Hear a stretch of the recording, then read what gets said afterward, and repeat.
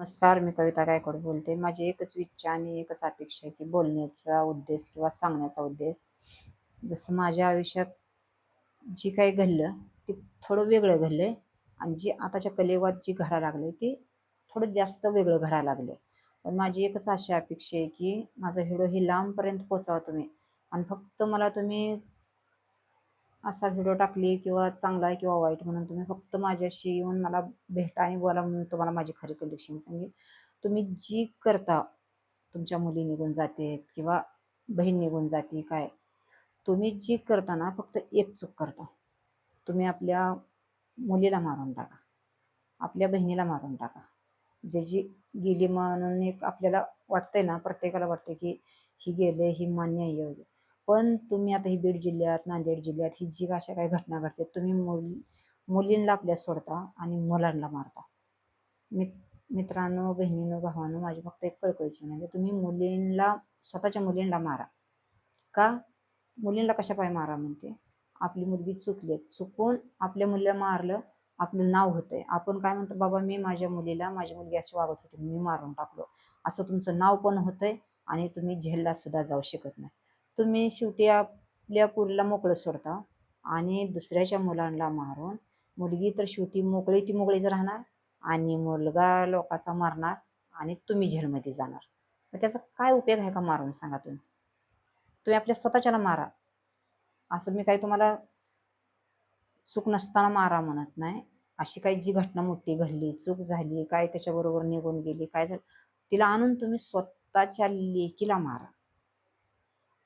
पण तुम्ही लोकांच्या मुलाला मारणार.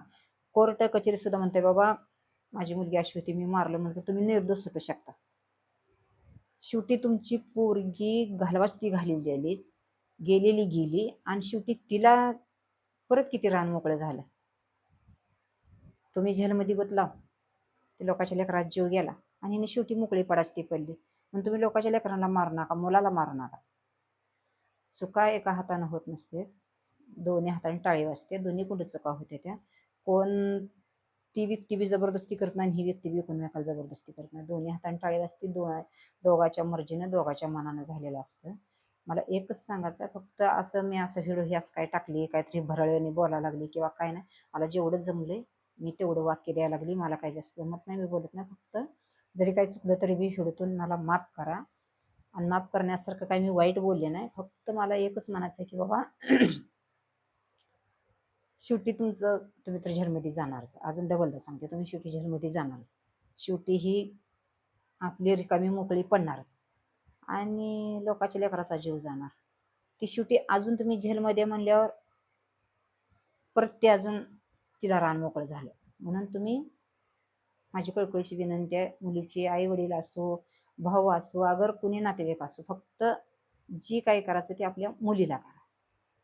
तुम्ही मुलाला काहीच करू नका. कोणाचा कुठलाही कसलाही मुलगा असू दे, जातीचा असो, बिगर जातीचा असो किंवा कुठलाही असो, मला ती म्हणायचं नाही किंवा ती काय माझं पाहुणारावळा नाही कुठला मुलगा किंवा कोण काय, आणि काय मुलगी माझ्या दुश्मन नाही.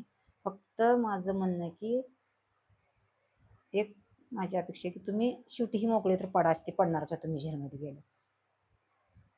तुम्ही ही निर्णय घ्या ना, तुम्ही लोकांच्या लेकराला मारू नका.